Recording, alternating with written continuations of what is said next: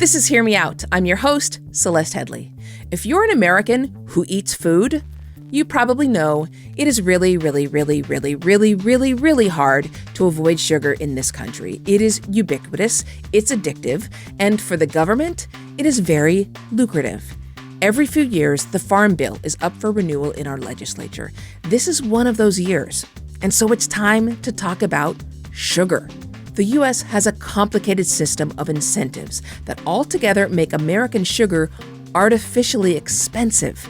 That benefits domestic sugar producers, of course. So the question is, do we need to be doing this?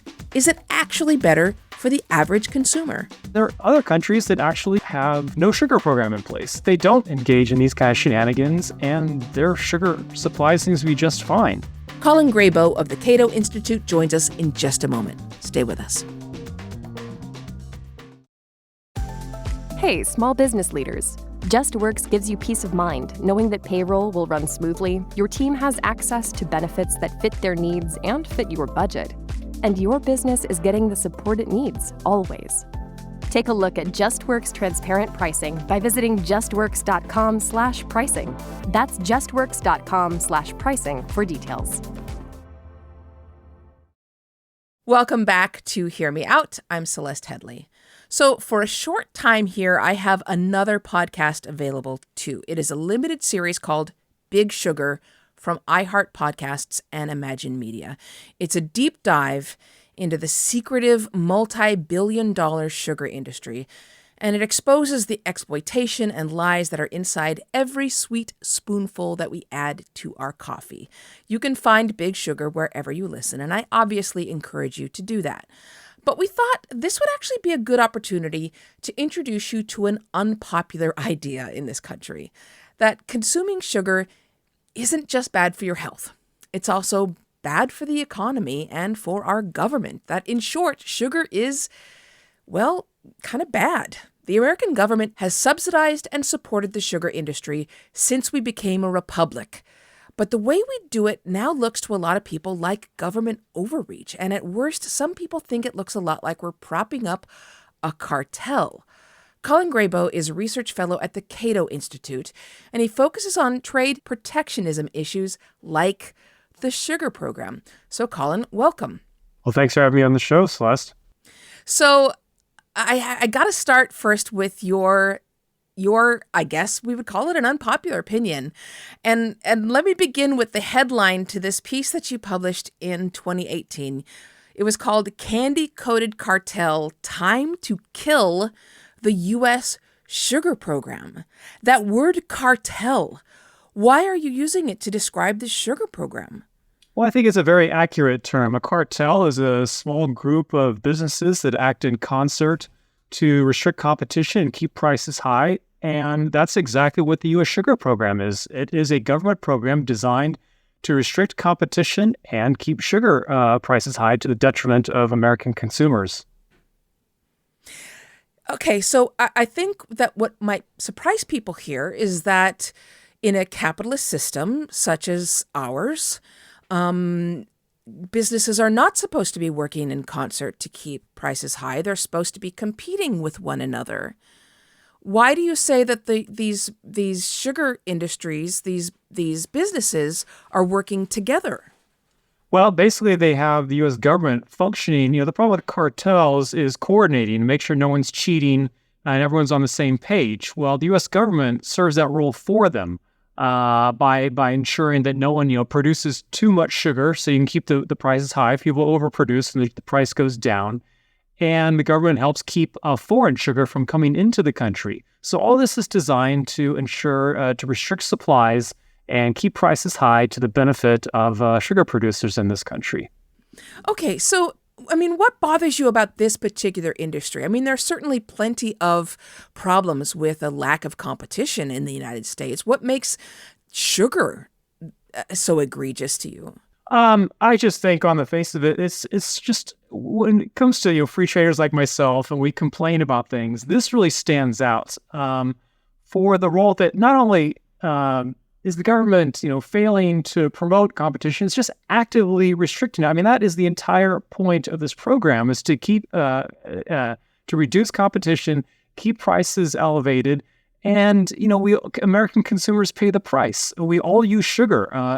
Sugar goes into so many of the products we consume, as I'm sure you'll explore in your program. And this is basically a program that tries to keep consumers poor so a select, group of producers can be richer. And I just find that, frankly, obscene. Okay, but you wouldn't argue that this started out from a good place, would you? I mean, the purpose in the beginning was to help U.S. farmers, right? It helps them at the expense of the rest of us. So I think when it comes to, policy, we should promote competition. I also, starting from a first principles standpoint, I believe in freedom. And I think if I want to buy sugar from someone in Australia or Brazil or India, well, that's my business. And that's something I should be allowed to do. And I shouldn't be punished for it by the U.S. government. Frankly, it's none of their business. So you're saying that I can't, if I am a candy maker, let's say I decide to make Celeste Headley taffy, I can't buy sugar from somebody in Australia? You can, but you have to pay an extremely high price. The way this works is the government lets a certain amount of sugar come into the country in a low tariff, about half a penny per pound. But then after that amount is reached, and it's always reached, any sugar import after that has to pay about, I think, something like 15 cents per pound. For perspective, sugar in the international market typically goes for, maybe 25 cents a pound. So it's a severe tariff, and no one in their right mind would pay that. So it effectively places it off limits. Okay.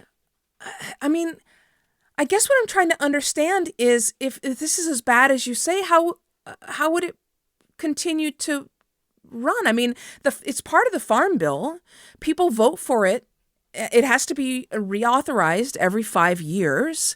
Clearly, the Congress people who vote for it every year aren't, somehow not seeing it in the Farm Bill every year. There must be a reason why it's in there. And that reason must be because it provides jobs, because it is an important part of our economy. No? No, I would take issue with that.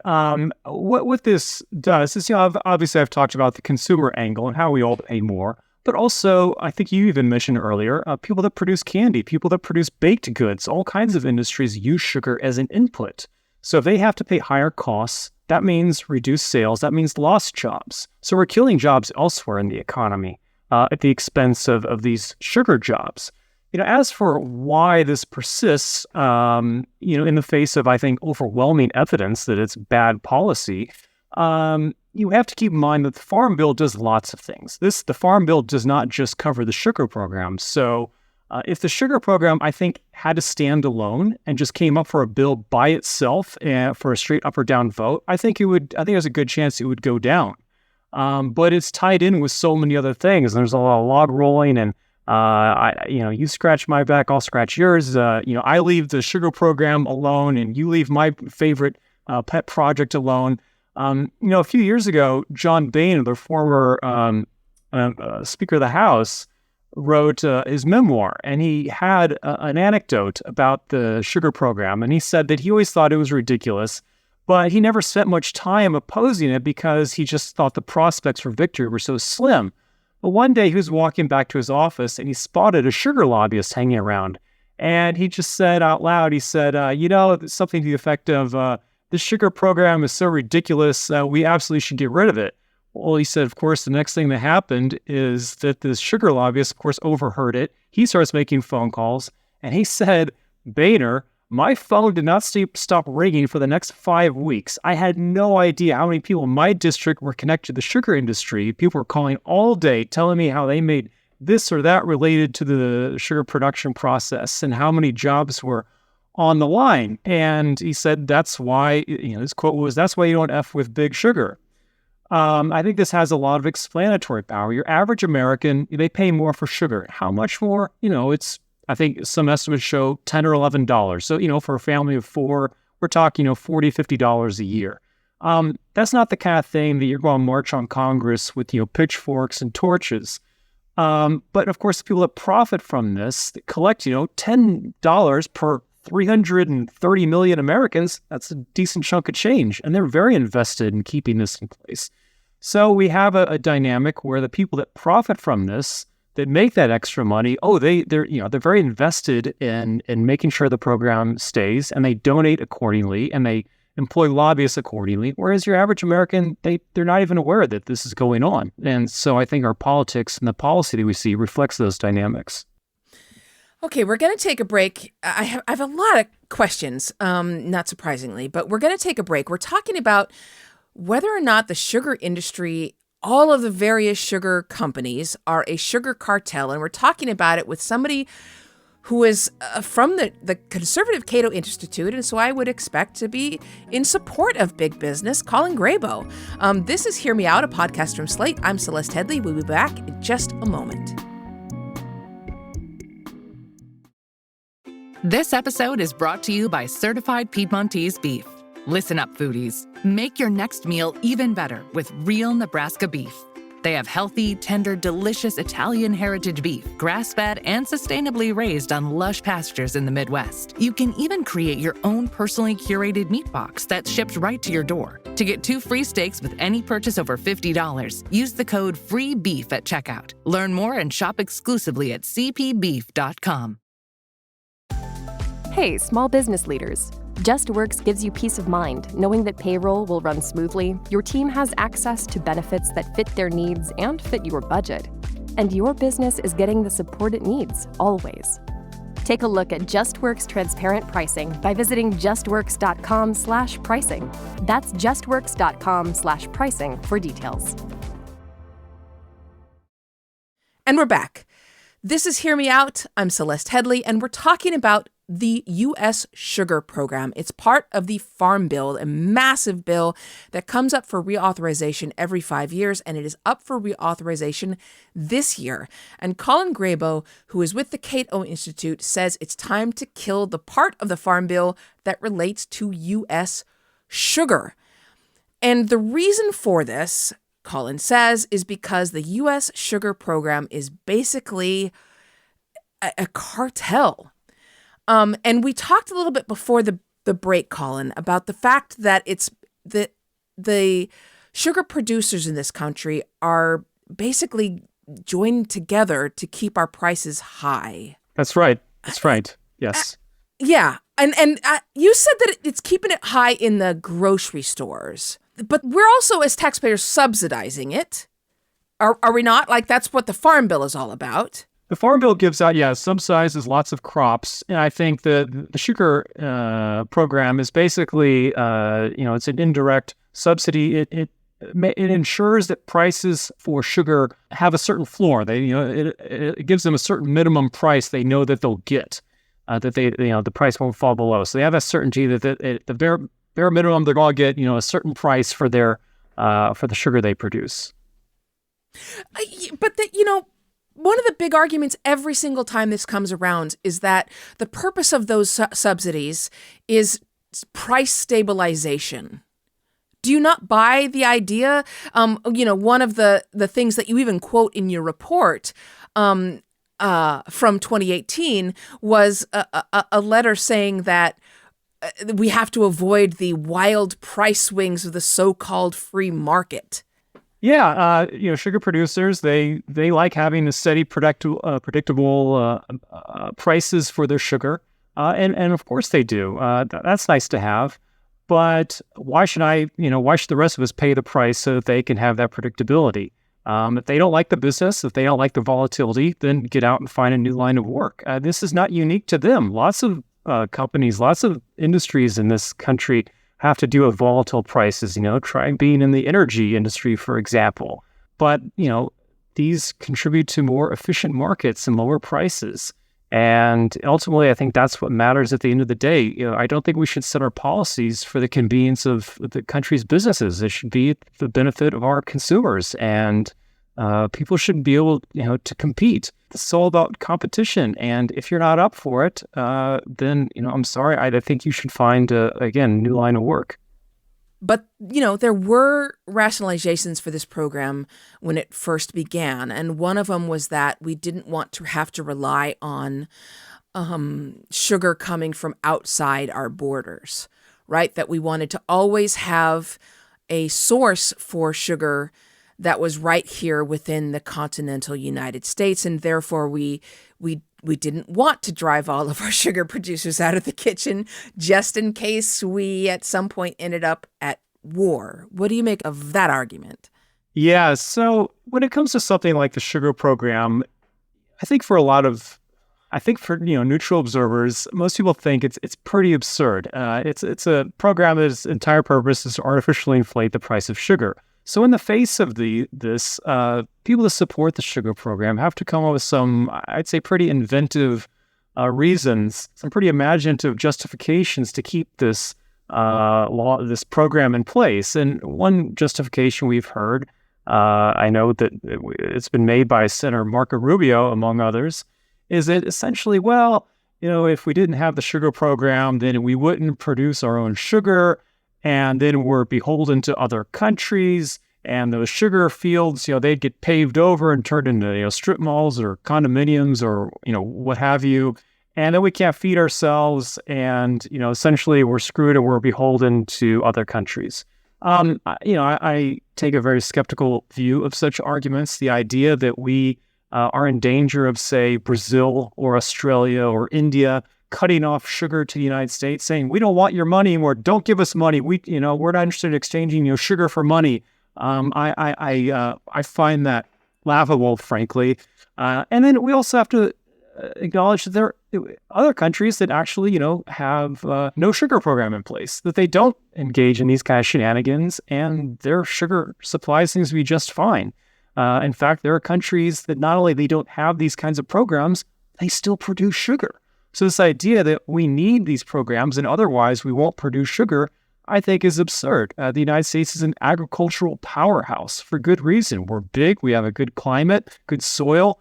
The idea that we would be in danger of not being able to feed ourselves or being beholden to, shadowy or evil foreign interests, again, I find this kind of laughable and just a tribute to the kind of leaps of logic one must make to try to justify this program. Do you find it odd that this puts you at odds with people like Marco Rubio and other people, other conservatives who are really strongly in support of the U.S. sugar program and feel that it's a really important program that supports, like I said, job creators, economic drivers for the United States? Oh, well, here at the Cato Institute, we consider ourselves libertarian, and we don't take any partisan affiliation. And oftentimes we find ourselves aligning with, Democrats on one issue, Republicans on another issue. Yeah. And I don't really, care who my views offend or are in line with or not in line with. Does this make sense or doesn't it make sense? And I think when it comes to the sugar program, it absolutely does not make sense. Our Republicans, if you listen to the rhetoric, and a lot of it's about freedom and competition, but they don't really walk that line, when it comes to policy. Sugar program being one example. Rubio, as someone that, at least in the past, has endorsed, the free market and competition, increasingly less so. He supports the sugar program, and I can't think it's helped tied to the fact that, Florida produces a quarter of the country's sugar, and the sugar interests there, they donate accordingly, and they cultivate, politicians and try to spread their views and have them share their perspective on things. You find this, dynamic, of course, it's not unique to sugar. And I just think that, I actually believe some of that rhetoric that Republicans, at least used to espouse, that, competition, the free market makes us more prosperous, makes us better off. And I think that this kind of protectionism hurts consumers, especially the poor, who, disproportionately consume, food, takes up more of their budget, a percentage of their budget than your average family. And so I think it's bad policy, and I think it's also just morally kind of wrong when you also factor in those kind of considerations, like who's paying the bill here. So I'm so glad that you brought up the food end of this, because we've been talking about the economics of this so far, but I do want to talk about food, but we do have to take one more quick break. We are talking to Colin Grabow. This is Hear Me Out, a podcast from Slate. I'm Celeste Headley, and we'll be back in just one moment.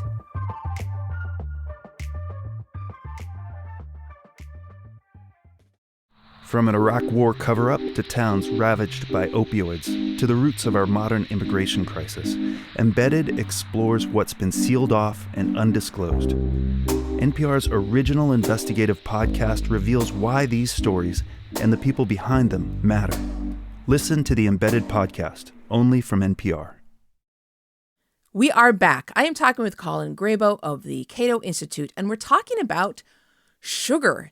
Is it bad for our economy, at least when it comes to the U.S. sugar program, those big subsidies that end up going to sugar producers here in the United States? Is it a bad deal for us, not only in terms of the subsidies that go to sugar producers, but then the price that we pay in grocery stores?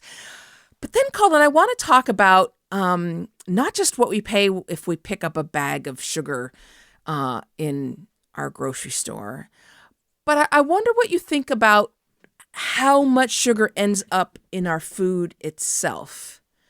Even if this isn't part of the farm bill, I just want to sound out your opinions on the way sugar ends up in so much of our food. Do you consider that to be sort of part of the overall landscape when it comes to sugar? The fact that it's now in bread and beef jerky, like there's sugar in pretty much everything? So, I don't take a strong opinion on that. To me, that's up to, food producers, what they want to make and, what ingredients they want to use. And consumers, of course, can buy that or healthy alternatives. I prefer, the healthier stuff, although I do have the occasional sweet tooth. But, when it comes to the sugar program, of course, it raises the cost of sugar, which is a disincentive to use sugar. But let's not think that all of a sudden that means people use healthier ingredients. Take, Coca-Cola, for example, and other soft drinks. Price of sugar is high, so instead they use, high fructose corn syrup. And corn, of course, is something we subsidize. So this is, a situation here where we make sugar expensive, so they switch over to subsidized corn. Now, is using high fructose corn syrup instead of sugar, a win for American diets? I'm no expert on dieting and healthy food habits, but I'm skeptical, at least, of that idea that this is a net win for Americans, that we're better off. And I think it's notable that, in this country that we import, Coke from Mexico. Why? Because it has actual sugar in it, whereas the Coke, we're the country that invented Coke, and yet we use, high fructose corn syrup instead because we subsidize corn and we make sugar, artificially more expensive. So I think ultimately, people's, sweet tooth has not gone away. People want sugar, and either they're going to pay more for it, or, food producers are going to find other ways to satisfy that need. They're going to use other ingredients that, still have that same sweetness that consumers are looking for. So do you think the U.S. government should be subsidizing any foods? Absolutely not. No. The corn program, in my world, there would be no, farm bill. We wouldn't be, subsidizing, the different crops and saying, okay, you get this much, you get that much. And, we think that this is worth promoting. No, let's let the market decide, and farmers can, fight it out in the marketplace. And if farmers can't compete in the marketplace, and the United States doesn't have enough farms and food producers? That we import from other countries. And, we want to take our farms and say, I want to start a manufacturing plant here instead and sell, we end up selling more computer chips instead of potato chips. That's fine with me. Again, look at countries like, Iceland. Iceland is no agricultural powerhouse, and no one there is in danger of starvation because, they produce other things and they import the things that they need. And you can find, of course, examples of that all across the globe. On the other hand, the population of Iceland is less than 400,000 people, and the population of the United States is far more than that. Well, fortunately, we also have a much bigger country than Iceland and much more arable land, and I don't think that's going away anytime soon. So I'm pretty confident we'll be okay. So you don't think at all there's a public good in ensuring that the United States would be able to support its population with food, the government ensuring that? Yeah, I think the best way the government can ensure that we have sufficient food supplies and that they're affordable and adequate is to get out of the market, because as we see with the sugar program, when they start, meddling with things, well, I like the outcomes are pro-consumer. And remember, it takes to hand out these subsidies. Well, that money has to come from somewhere. So we're taking money out of people's pockets and then handing it back to the consumers. And then we say, well, it's okay, consumers. That just means your food's cheaper. Well, frankly, I'd rather have the extra money in my pocket, and I think that I'll be able to afford food just fine. And frankly, the food, when it comes to sugar, at least, the food is not cheaper. Sugar here is much more expensive than it is in the rest of the world. That's for sure. No argument from me. Okay. So to be totally clear, you don't support programs that, I guess, support farmers. To be totally clear, I don't support punishing, taxpayers to fork over money to our country's farmers. A lot of these are huge agribusinesses. They're for-profit corporations, and I don't get to share in their profits. I don't see why I should have to subsidize their production. So yeah, just very fundamentally, I think that I believe in the marketplace, and I think they're entitled to those profits. But I think they're also they don't need a helping hand from me either. So I want to read you. As I mentioned earlier on, I hosted an investigative journalism podcast called Big Sugar, and we got a response from the trade organization that represents the sugar industry. They said this industry is 100% farmer and employee and family owned. It employs 100% union skilled labor. All the sugar industry pays fair wages and offers good benefits to their workers. This podcast maligns 11,000 sugar beet and sugarcane family farmers who support 151,000 jobs across more than 24 states. I feel like that response would also refer to you. We provide high quality sugar to Americans consumers every day. What would be your response to this? They're basically saying, this the money we're getting from the American public is going to a good cause. Well, going to a good cause, that portrays them as some kind of charity. Well, they're a business. They're out to make money, which is what they do. And I just think that they should compete. It is a business. It's not a charity. And if they are out there producing, great quality sugar at a good price, people will continue to buy it.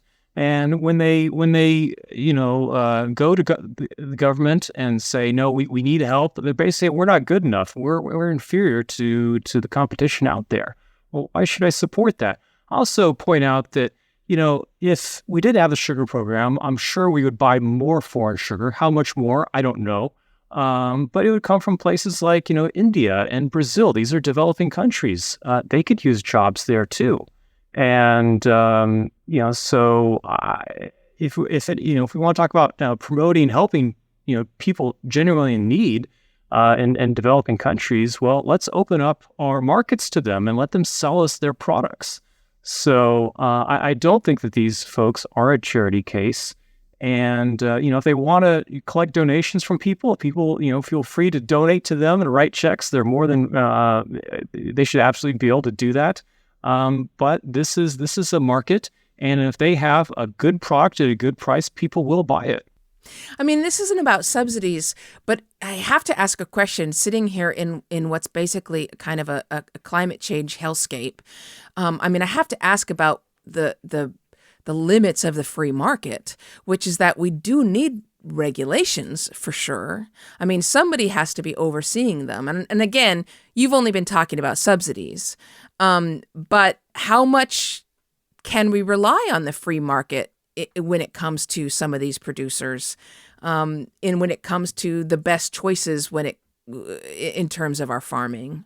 Yeah, well, another critique of the sugar producers that I don't think we've gotten into, but is the environmental one.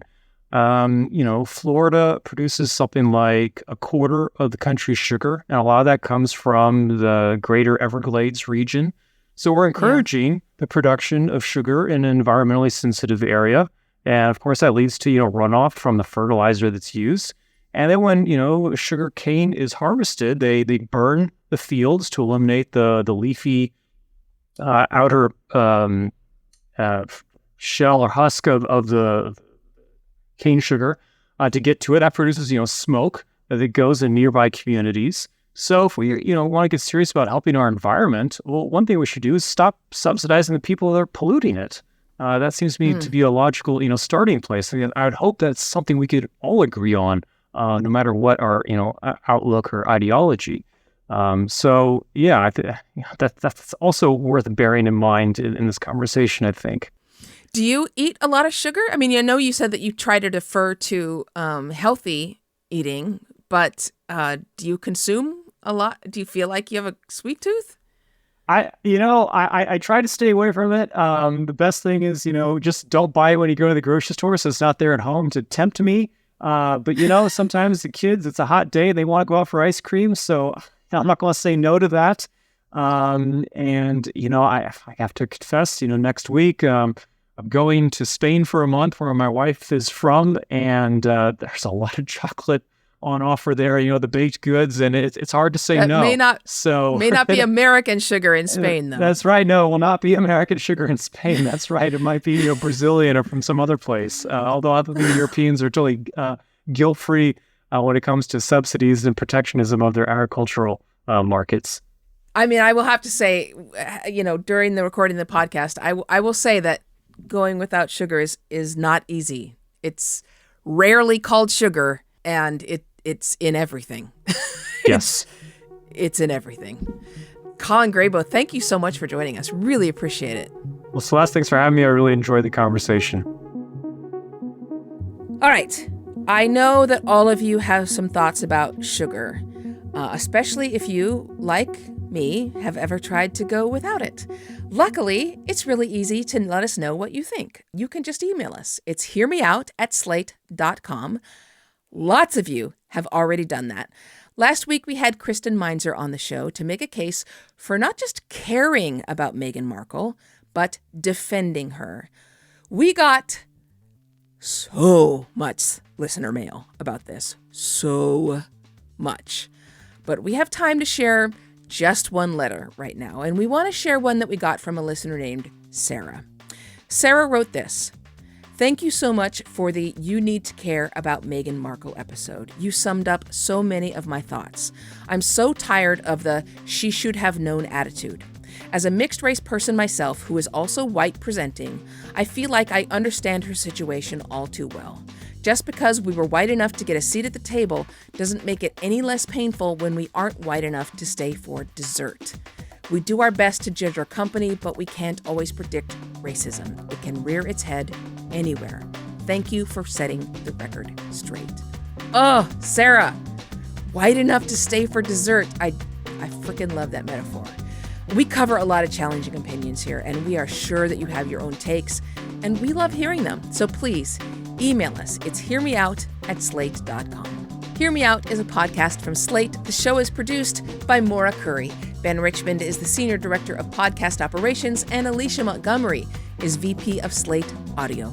I'm your host, Celeste Headlee. Until next time, speak your mind, but keep it open.